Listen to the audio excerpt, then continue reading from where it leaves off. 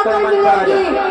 वे अफसर बनकर बैठे तो उन्होंने कभी कल्पना नहीं की थी कि वहाँ का चपरासी उन्हें पीने के लिए पानी नहीं देगा और फाइन भी अधीनस्थ होकर फाइन कर देगा।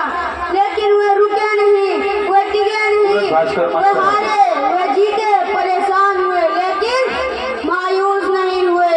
बिखर गया उनका परिवार, लेकिन वे इस भारत देश के लिए पैवेट की सोसाइटी के मिशन को लेकर आए रहे और यह समझाने का काम कर दिए कि मैं आया हूँ अपने बिखरे हुए समाज को इकट्ठा करने के लिए।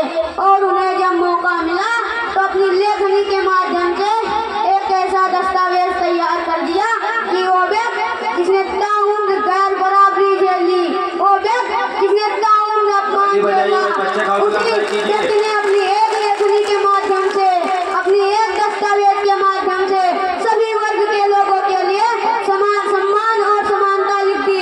लेकिन बहुत बड़ा दुख है और बहुत बड़ी विडंबना है। Why we are able to see doctor Bhimrao Ambedkar in only two frames? हम डॉक्टर भीमराव अंबेडकर को सिर्फ दो फ्रेम्स में ही क्यों देखते हैं? उनके व्यक्तित्व को सिर्फ दो ढांचों में ही क्यों रेखांकित कर देते हैं? ये सोची समझी चाल है। अगर आपने देखा होगा तो देखा होगा डॉक्टर भीमराव अंबेडकर को एक सूट बूट पहने हुए और एक संविधान की किताब को पकड़े हुए, या फिर संविधान के वैधता के रूप में, या फिर दलितों के नेता, या फिर आरक्षण वाले शख्स के रूप में। मेरा सवाल आपसे है, मेरा सवाल इस देश से है, मेरा सवाल इस देश की सत्ता से है, मेरा सवाल इस देश की जनता से है कि आप मुझे यह बताने का काम करिए कि जवाहरलाल नेहरू और लाला लाजपत राय को हमने जितना जाना, जितना सुना, वो सब अपक्रांति के वाहक हैं, वो सब जंगे आजादी के नायक हैं, वो सब अखिल भारतीय नेता हैं। तो डॉक्टर भीमराव अंबेडकर जिन्होंने इस देश का संविधान लिखा, वो आरक्षण के जनक कैसे हो गए? वो आरक्षण वाले शख्स कैसे हो गए?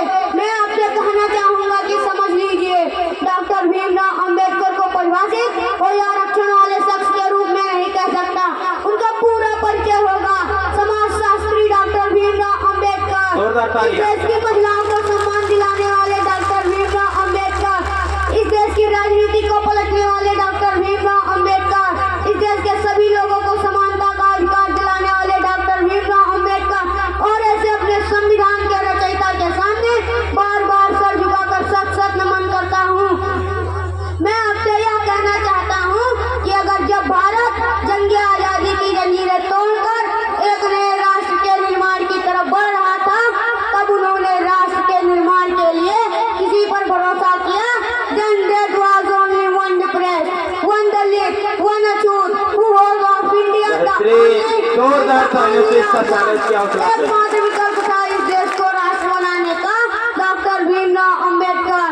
मैं आपसे यह कहना चाहता हूँ कि समझ लीजिए कि जब इनको मौका मिला तो उन्होंने अपनी लेखनी के माध्यम से सभी वर्ग के लोगों के लिए समानता लिख दी। और जब उनको मौका मिला तो उन्होंने आपका दोहन करने के लिए मनुस्मृति लिख दी। अगर आज डॉक्टर भीमराव अंबेडकर होते तो इस लोकतांत्रिक व्यवस्था का नाश होते थे। आपसे पूछते क्या करना चाहते हो? अगर आज डॉक्टर भीमराव अंबेडकर होते तो डॉक्टर लोहिया के साथ मजबूती से खड़े होकर एक बहुजन की एकता खड़ी कर देते। अगर आज डॉक्टर भीमराव अंबेडकर होते तो ज्योतिबा फूले को लेकर, सरदार पटेल को लेकर, सोनलाल पटेल की यात्रा को लेकर के इस देश के पिछड़े समाज से पूछते कि आप अपने देश और आप अपने सपनों को कैसे देखते हैं।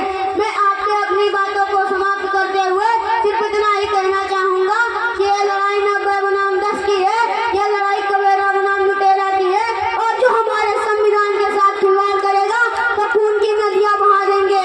और इस प्रतिहार के लिए मुझे एक बागी बनना हो तो मैं बड़े फख्र से कहूंगा मैं इस देश का बागी बेटा हूँ। आप सभी आयोजक मंडल का आभार व्यक्त करते हुए अपनी वाणी को विराम देता हूँ। जय भीम, नमो बुद्धाय, जय संविधान। समाज सेवा संस्थान की तरफ से इस पर्चे की